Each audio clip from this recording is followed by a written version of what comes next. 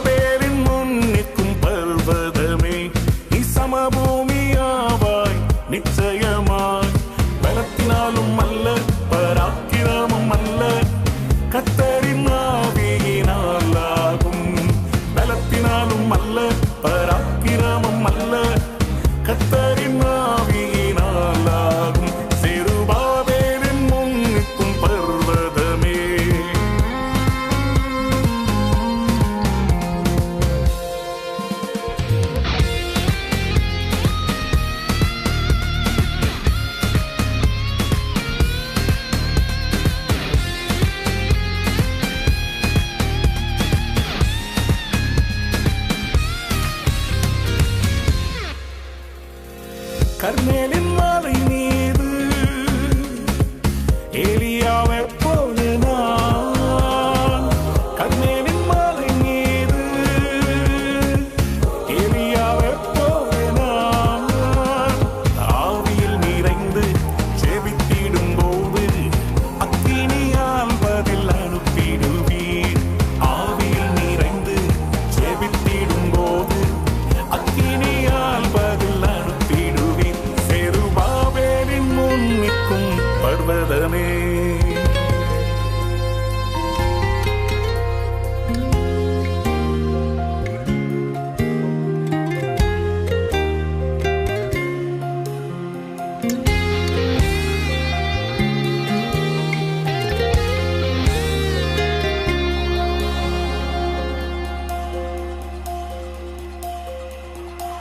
எலும்புகள் பள்ளத்தாக்கில் எசேக்கியேல் போல நான், எலும்புகள் பள்ளத்தாக்கில் எசேக்கியேல் போல நான், ஆவியில் நிறைந்து தீர்க்கமாய் உரைத்தார் எலும்புகள் சேனையாய் எழும்பிடுமே. ஆவியில் நிறைந்து தீர்க்கமாய் உரைத்தார் எலும்புகள் சேனையாய் எழும்பிடுமே. செருபாபேலின் முன் நிற்கும் பர்வதமே,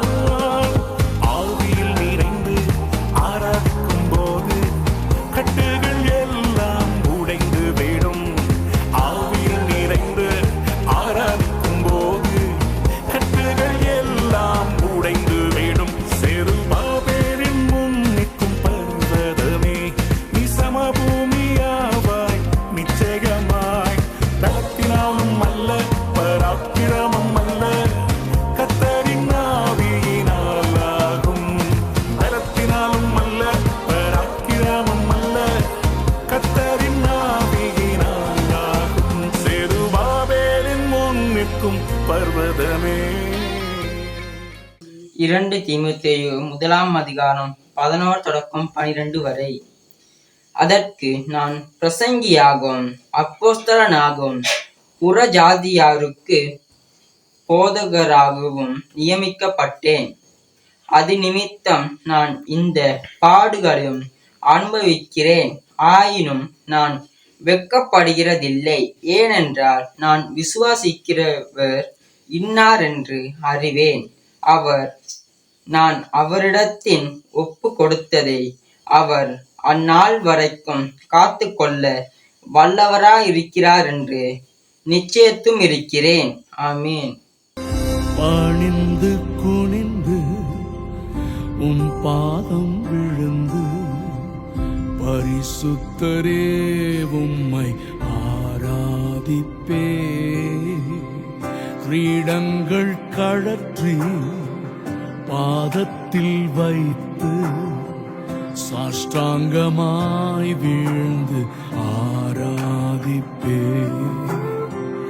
பணிந்து குனிந்து உம் பாதம் விழுந்து பரிசுத்தரே உம்மை ஆராதிப்பே. கிரீடங்கள் கழற்றி பாதத்தில் வைத்து சாஷ்டாங்கமாய் வீழ்ந்து ஆராதிப்பே. பரிசுத்தரே பரிசுத்தரே பரிசுத்தரே என் இயேசுவே. பரிசுத்தரே பரிசுத்தரே பரிசுத்தரே என் இயேசுவே. பரிசுத்தரே பரிசுத்தரே பரிசுத்தரே என் இயேசுவே. பரிசுத்தரே பரிசுத்தரே பரிசுத்தரே என் இயேசுவே.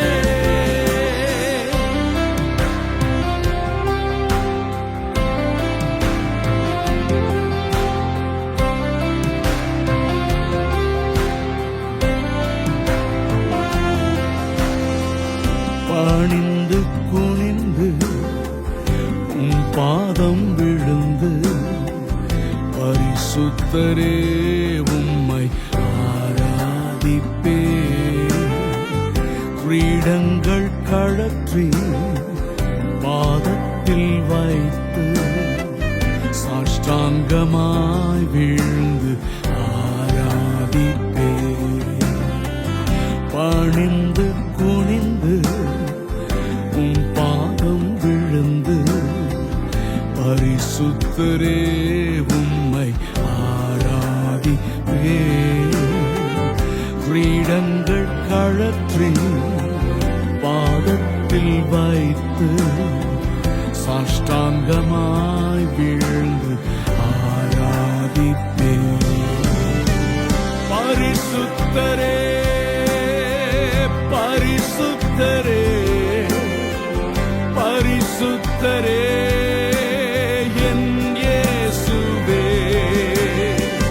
பரிசுத்தரே பரிசுத்தரே பரிசுத்தரே என் இயேசுவே. பரிசுத்தரே பரிசுத்தரே பரிசுத்தரே என் இயேசுவே.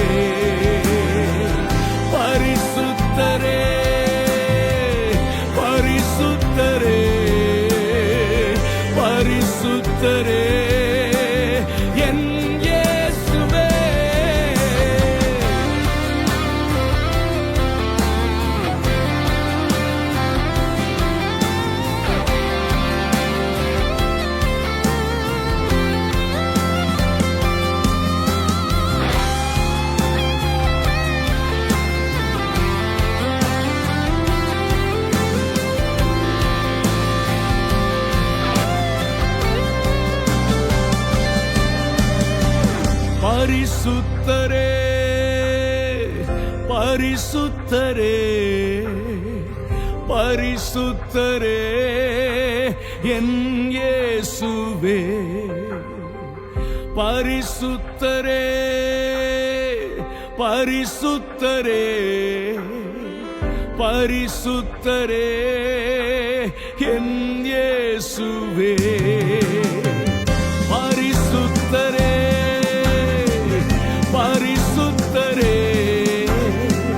பரிசுத்தரே என் இயேசுவே பரிசுத்தரே பரிசுத்தரே பரிசுத்தரே என் இயேசுவே Holy, holy, holy, holy is your name, Lord. Oh, we worship you, God. நீர் ஒருவரே பரிசுத்தர். ஆண்டவரே, எங்கள் பீடங்களை கலத்தி உம்முடைய பாதத்தில் வைக்கிறோம். ஆண்டவரே, நீர் எங்களுக்கு கொடுத்த மேன்மை தாளந்துகள் ஆண்டவரே எல்லாவற்றையும் உங்க பாதத்தில் வைக்கிறோம். பணிந்து கொள்கிறோம் ஆண்டவரே. Oh, hallelujah, hallelujah. We worship you, Jesus. Holy, holy, holy, holy is your name. We lift up your holy name, Jesus. பரிசுத்தரே பரிசுத்தரே பரிசுத்தரே என் இயேசுவே. லூக்கா 19 அதிகாரம் 1 தொடக்கம் 10 வரையான வசனங்கள்.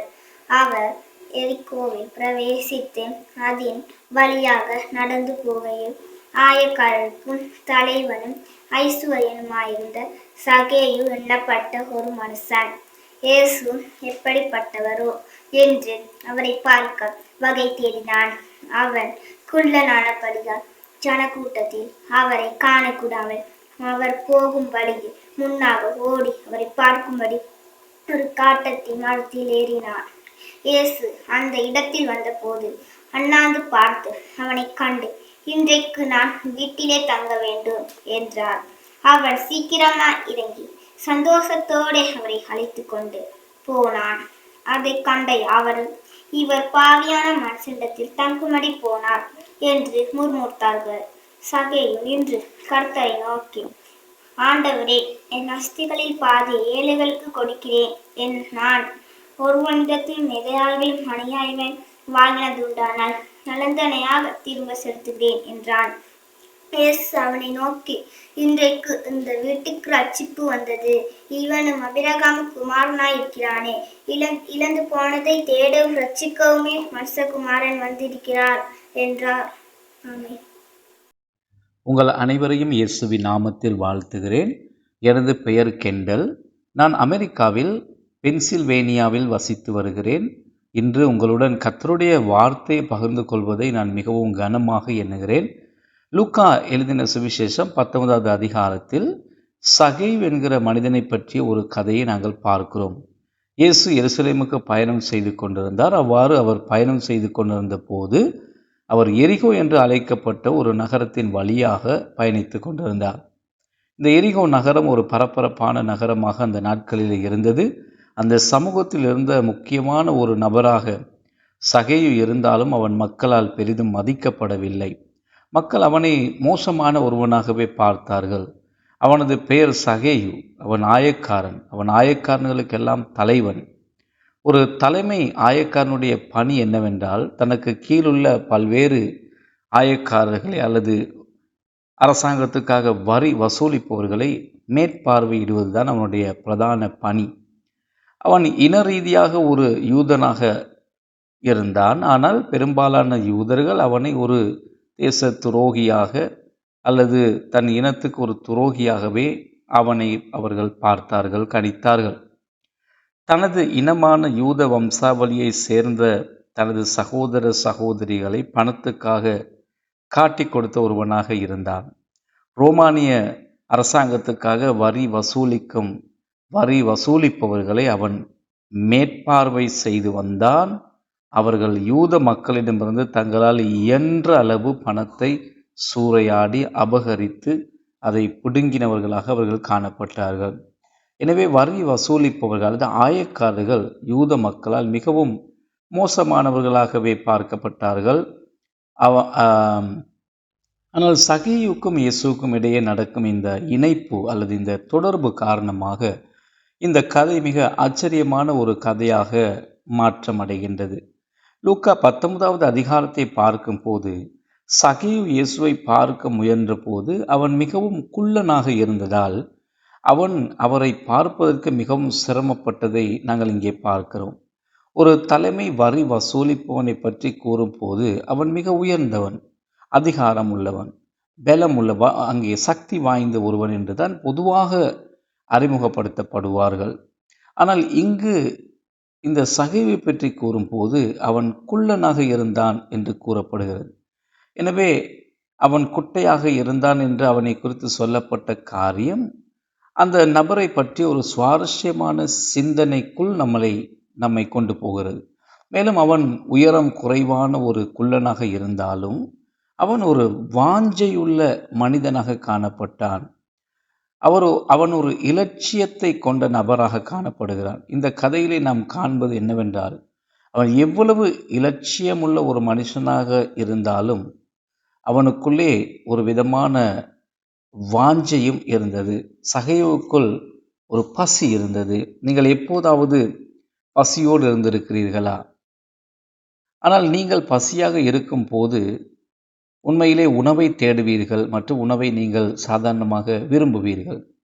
உணவை பெற்றுக்கொள்வதற்காக நீங்கள் சில தீவிரமான காரியங்களை கூட செய்ய ஆயத்தமாயிருப்பீர்கள். ஒருவேளை உணவை பெறுவதற்காக நீங்கள் செய்யக்கூடாத காரியங்களை கூட செய்ய துணிவீர்கள். இன்று நான் உங்களிடத்தில் ஒரு கேள்வியை கேட்க விரும்புகிறேன். சகேயுவின் இந்த கதையை பார்த்து கொண்டிருக்கிற இந்த நேரத்தில் உங்களுக்கு பசிக்கிறதா? உங்களுக்கும் பசி இருக்குமானால் அது எதற்கான பசி என்பதை நீங்கள் சிந்தியுங்கள். பாருங்கள், சகேயுவின் கதையில் தொடக்கமும் சகேயுவுக்கும் இயேசுவுக்கும் இடையிலான இந்த தொடர்பை பார்க்கும் போது நாம் கற்றுக்கொள்வது என்னவென்றால், சகேயு தன் வாழ்க்கையின் ஆரம்பத்திலேயே அவன் பணத்தை சம்பாதிப்பதிலே ஒரு இலட்சியம் கொண்டவனாக காணப்பட்டான். அந்த பணத்தை பெறுவதற்காக அவன் தன் சகோதரிகளை கூட காட்டி கொடுத்தான். ஆனால் அதிக பணம் சகேயுவை ஒரு நாளும் திருப்திப்படுத்தவில்லை என்பதும் இந்த கதைக்கூடாக தெளிவாகிறது. அதனால் அதிகாரம், அந்தஸ்து, பணம் ஆகியவற்றின் மீதான அவனது பசி பிரயோஜனமற்றது என்பதை அவன் தன் வாழ்க்கையில் ஒரு கட்டத்தில் உணர்ந்தான். அவன் திருப்திப்பட அது போதுமானதாக இருக்கவில்லை. அந்த பகுதி முழுவதும் பெயர் பெற்றிருந்த அல்லது அனைவராலும் பேசப்பட்ட இயேசுவை பற்றி சகேயு கேள்விப்பட்ட போது அவன் இயேசுவின் மீது பசி கொண்டான். சகேயு இயேசுவின் மீது மிகுந்த பசி கொண்டான். அவரை காணும்படிக்கு சகேயு ஓடினான் என்று இந்த வசனம் கூறுகிறது. அவனை போன்ற அந்தஸ்துள்ள ஒருவனும் ஒருபோதும் செய்யாத அசாதாரணமான ஒரு கிரியை இவன் இங்கே செய்வதை நாம் பார்க்கிறோம். அவனிடம் பணம் இருந்தது, அதிகாரம் இருந்தது, அவனுக்காக காரியங்களை செய்ய ஆட்கள் கூட அவனோடு கூட இருந்தார்கள். அப்படி ஒருவனை ஒருவேளை அனுப்பியிருந்திருக்கலாம் இந்த காரியத்துக்காக. ஆனால் சகேயு இயேசுவை பார்க்க ஓடினது ஒரு அசாதாரணமான செயலாக காணப்படுகிறது. சகேயு இயேசுவை பார்க்க ஓடினான் என்று சொல்லப்படுவது மட்டுமல்லாமல் அவன் ஓடி போய் இயேசுவுக்கு முன்பாக ஒரு காட்டத்தி மரத்திலே ஏறினான் என்று இந்த வசனம் கூறுகிறது. சகேயுவுக்குள் இப்பேற்பட்ட ஒரு பசி இருந்தது. அதாவது அந்தஸ்தும் செல்வமும் கொண்ட ஒருவன் மரத்தில் ஏறுவது ஒரு தாழ்வான செயலாக இருக்கிறது. இதை செய்ய அவன் வேறு யாரையாவது அனுப்பியிருந்திருக்கலாம், அல்லது அதை செய்ய அவன் வேறு ஒருவருக்கு பணம் கொடுத்திருக்கலாம். ஆனால் அவன் அப்படி செய்யவில்லை. சகேயு தன் வாழ்க்கையில் திருப்தி அடையாத ஒரு மனிதனாக இருந்தான். இயேசுவுக்காக அவன் மிகவும் பசியாக இருந்தான். இயேசுவை காண தன்னை தாழ்த்த கூட அவன் தயாராக இருந்தான். இயேசுவுக்காக நீ பசித்தாகமாக இருக்கிறாயா? அல்லது இந்த உலக காரியங்கள் உன்னை திருப்திப்படுத்துகிறதா? சகேயுவின் கதையிலே நாம் கண்டு கொள்கிற சத்தியம் இதுதான். இயேசுவின் பின்னால் ஓடும் போது நடப்பது இதுதான். அவன் அந்த மரத்தில் ஏறும்படிக்கு தன்னை தாழ்த்தி கொண்டதால் இயேசு தன்னை தாழ்த்தி கொள்கின்றார். இந்த கதையின் மீதமுள்ள பகுதி இவ்வாறு கூறுது. இயேசு அவனை பார்த்து, இறங்கி வா, இன்று நான் உன் வீட்டிலே தங்க வேண்டும் என்று இயேசு கூறுகிறார். இதை நான் ஒரு தெய்வீக நியமனமாக சந்திப்பாகவே நான் பார்க்கிறேன். இயேசு தனது நேரத்தை கொண்டு செய்யக்கூடிய வேறு பல அலுவல்கள் அவருக்கு இருந்தது. தன்னுடைய நேரத்தை செலவிட வேண்டி இன்னும் பல மனிதர்கள் அவருடைய சந்திப்புக்காக காத்து கொண்டிருந்தார்கள். ஆனால் சகேயுவுக்கு தன்னுடன் உறவாட இருந்த வாஞ்சையும் பசியையும் ஆர்வத்தையும் இயேசு கண்டபோது அவர் அதை ஒரு தெய்வீக நியமனமாக கண்டு, இன்று நான் உன் வீட்டிலே தங்க வேண்டும் என்று இயேசு அவனுக்கு பதிலளிக்கிறார். நாம் உட்கார்ந்து சாப்பிட மற்றும் நேரத்தை செலவிட விரும்பும் மக்களோடு நாம் ஒரு விதமான உறவை கட்டியெழுப்ப விரும்புவோம். நம்பிக்கை வைக்க மறுக்கிற ஒருவரோடு உட்கார்ந்து சாப்பிட நாம் யாருமே விரும்ப மாட்டோம். அது உண்மைத்தானே?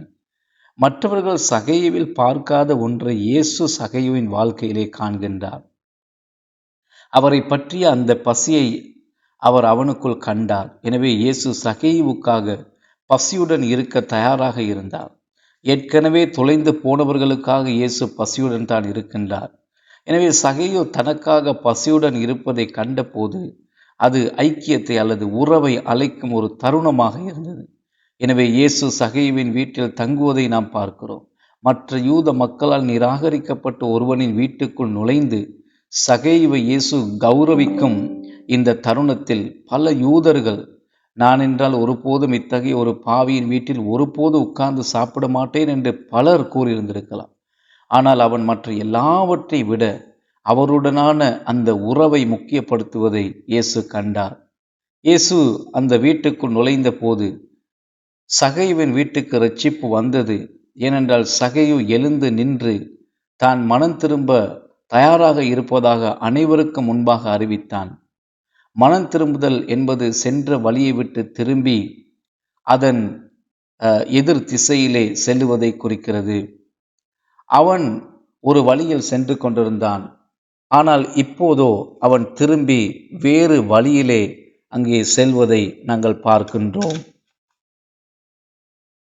அவன் ஒரு வழியில் சென்று கொண்டிருந்தான். சகேயு தனது சொத்தில் பாதியை ஏழைகளுக்கு கொடுப்பதாக அவன் வாக்கு கொடுக்கிறான்.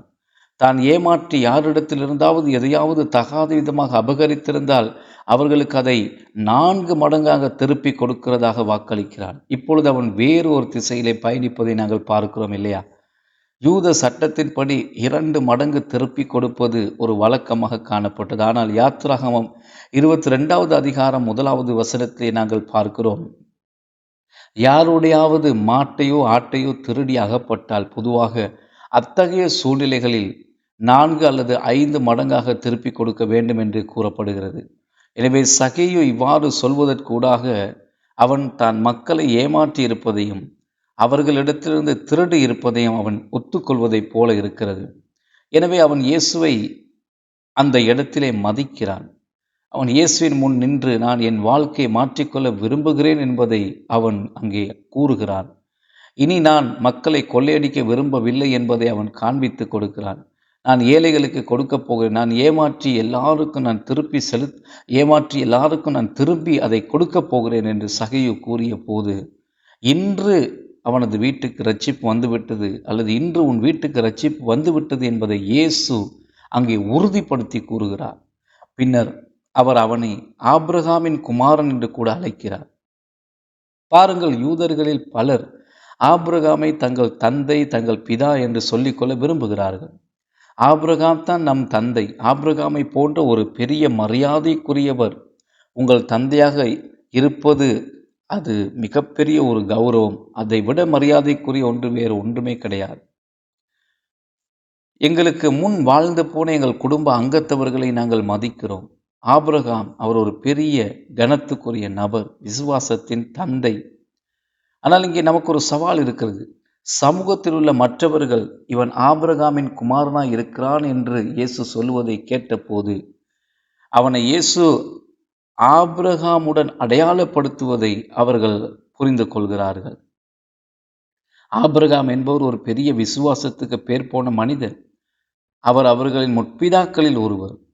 அவர்கள் அனைவரும் ஆபிரகாமின் சந்ததி என்று தங்களை காண்பித்துக் கொள்ள கூறிக்கொள்ள மிகவும் விரும்பினவர்கள். ஆபிரகாமின் குமாரனாய் இதுக்கு ஒரே வழி, ஒரே தகுதி விசுவாசம்தான். நான் இயேசுவை விசுவாசிக்கிறேன் என்பதை என் செயல்களால் நிரூபிக்கணும். பணத்தின் மீது அல்ல, அந்தஸ்தின் மீது அல்ல. நான் அவர் மீது என் நம்பிக்கை வைக்க வேண்டும். நான் என்னை தாழ்த்தி இயேசுவை என் அண்டை நெருங்கி வர அழைக்க வேண்டும். இன்று நீங்கள் அதை கருத்தில் கொள்ள விரும்புகிறீர்களா? இயேசு உங்களை நேசிக்கிறார். அவர் உங்களுடன் தொடர்பு கொள்ள, உறவாட விரும்புகிறார். நீங்கள் வேறு எதிலும், ஒருவேளை பணத்தின் மீது, அந்தஸ்தின் மீது, குடும்பத்தின் மீது உங்கள் நம்பிக்கை வைத்திருந்தால் அது உங்களுக்கு திருப்தி அளிக்காது. இயேசுவும் அவருடனான உறவும் மட்டுமே உண்மையிலே உங்களை திருப்திப்படுத்த முடியும். எனவே இன்று நீங்கள் மனம் திரும்ப ஆயத்தமாக இருக்கிறீர்களா? நீங்கள் திரும்பி வேறு ஒரு திசையில் செல்ல ஆயத்தமாக இருக்கிறீர்களா? இயேசுவை விசுவாசிப்பதற்கு, அவரை உங்கள் வாழ்க்கையில் அழைக்க, அவருடன் தொடர்பு கொள்ள, அவர் சொல்வதை கேட்க நீங்கள் ஆயத்தமாக இருக்கிறீர்களா? இந்த சகேயுவையும் விசுவாசித்து நடப்பவர்களுடன் அடையாளப்படுத்த முடியும் என்பதால் இந்த வீட்டுக்கு இரட்சிப்பு வந்துவிட்டது என்று இயேசு கூறுகிறார். தகப்பன் ஆபிரகாமை போலவே இத்தகைய விசுவாசம் உள்ளோர் ஆபிரகாமின் குமாரன் அல்லது குமாரத்தி என்று அழைக்கப்படுவார்கள். கர்த்தர் உங்களை ஆசீர்வதிப்பாராக. இந்த செய்தி கூடாக நீங்கள் இயேசுவின் மீது உங்கள் விசுவாசத்தை வைத்து அவர் மூலமாக இரட்சிப்பை பெற்றுக்கொள்ள முடியும் என்பதை அறிந்து கொள்ள கர்த்தர் உங்களுக்கு கிருபை கொடுக்க வேண்டும் என்று நான் உங்களுக்காக ஜெபித்துக் கொள்கிறேன். கர்த்தர் தாமே இந்த செய்தி கூடாக உங்களை ஆசீர்வதிப்பாராக. ஆமேன்.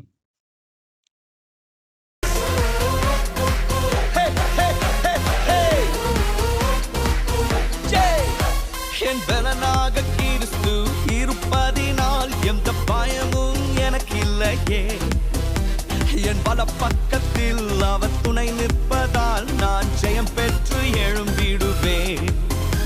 என் பலனாக கிறிஸ்து இருப்பதினால் எந்த பயமும் எனக்கு இல்லையே, என் பல பக்கத்தில் அவர் துணை நிற்பதால் நான் ஜெயம் பெற்று எழும்பிடுவேன். எல் ஷடாய் என் தெய்வமே, தகப்பனே, யெகோவா என் ராஜனே. எல் ஷடாய் என் தெய்வமே, எல் ரோகி என் தகப்பனே, யெகோவா என் ராஜனே.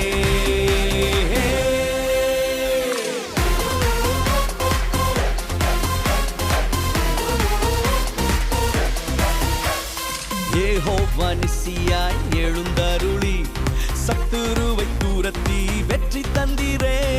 யெகோவா நிசியாய் எழுந்தருளி சத்துருவை தூரத்தி வெற்றி தந்திரே. என் கண்ணீரின் பள்ளத்தாக்கில் கொண்டாட்டம் உண்டாக்கினீ, என் கண்ணீரின் பள்ளத்தாக்கில் கொண்டாட்டம் உண்டாக்கினீ.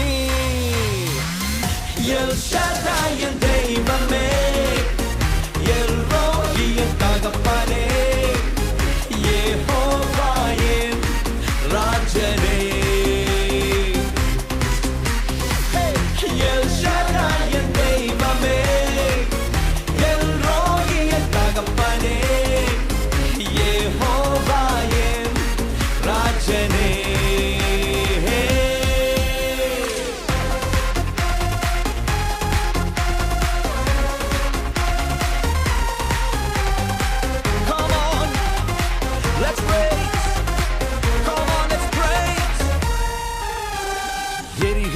சூளைக்குள் எரியப்பட்டும் எரியாமல் புகையாமல் காப்பாற்றினீர். எரிகின்ற சூளைக்குள் எரியப்பட்டும் எரியாமல் புகையாமல் காப்பாற்றினீர். கர்த்தரே தெய்வம் என்று கைதட்டி கொண்டாடுவேன். என் கர்த்தரே தெய்வம் என்று கைதட்டி கொண்டாடுவேன். எல் ஷடாய் என் தெய்வமே, எல் ரோகி என் தகப்பனே, யெகோவா என் ராஜனே. Come on, say El Shaddai என் தெய்வமே, எல் ரோகி என் தகப்பனே, யெகோவா என் ராஜனே. என் பலனாக கிறிஸ்து இருப்பதினால் எந்த பயமும் எனக்கு இல்லையே, என் பல பக்கத்தில் அவர் துணை நிற்பதால் நான் ஜெயம் பெற்று என் பலனாக கிறிஸ்து இருப்பதினால் பயம் ஒன்றும் எனக்கில்லையே. என் பல பக்கத்தில் அவர் துணை நிற்பதால் நான் ஜெயம் பெற்று எழும்பிடுவேன்.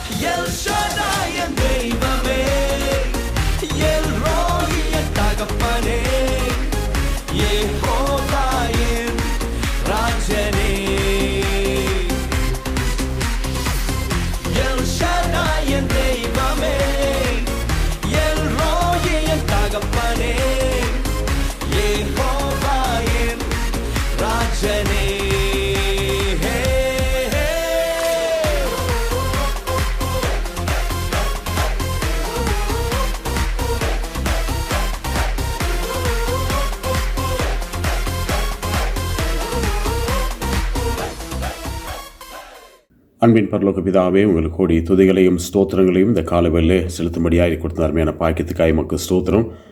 இந்த ஆசீர்வாதமான நாளிலே ஆண்டவரே ஆசீர்வாதங்களுக்காய் ஜெபிக்கத்தக்கதாக நீ கொடுத்த அருமையான கிருபைக்காக நன்றி செலுத்துகிறேன் தகப்பனே. விசேஷமாக இந்த நாளும் கூட தகப்பனே எல்லா ஜெபங்களுக்காக நமக்கு நன்றி செலுத்துகிறோம். எங்கள் துதிகளுக்காய் ஸ்தோத்திரங்களுக்காய் நீ ஆண்டவரே எங்கள் மேல் பாராட்டி வருகிற எல்லா கிருபைகளுக்காக நன்றி செலுத்துகிறோம் தகப்பனே. ஆண்டவரே சுவாமியில் இணைந்து ஜெபிக்கின்றதான ஜெப குழுக்களுக்காக நான் ஜெபிக்கிறேன் கர்த்தாவே. ஒவ்வொரு ஜெபங்களையும் கொண்டு தகப்பன் நீங்கள் ஆசீர்வதித்து ஆண்டவரே பல சாட்சிகளை ஏற்படுத்தும்படியாக கொடுத்த பாக்கியத்துக்காய் நமக்கு ஸ்தோத்திரம். இந்த நாளும் கூட விசேஷித்த கிருபை எங்களோடு கூட இருந்து கர்த்தாவே இந்த ஜெபம் மூலமாய் எங்களை கர்த்தாவை நடத்தி வர தயவுக்காய் நமக்கு ஸ்தோத்திரம். அதிகமாய் உடைய சமூகத்திலே ஆண்டவரை ஜெபித்து ஆசீர்வாதங்களை சுவீர்த்துக் கொள்ளக்கூடிய எல்லா பாக்கியங்களையும் கிருபைகளையும் தேவரீர் எங்கள் தந்து உதவி செய்ய நான் ஜெபிக்கிறேன் கர்த்தாவே. அற்புதங்களை செய்கிற கர்த்தர் அற்புதம் செய்ய முடியாது நான் ஜெபிக்கிறேன் தகப்பனே. இந்த நாளும் கூட சுவாமியுடைய சமூகத்தில் விசேஷித்த கிருபை எங்கள் தருமடியாவை ஜெபிக்கிறோம். இணைந்து ஜெபிக்கிற ஒவ்வொரு பிள்ளைகளையும் ஆசீர்வதியும் உடைய ஆசீர்வாதம் தருமடியாவை ஜெபிக்கிறோம். ஜெப குழுக்களை ஆசீர்வதிங்க தகப்பனே.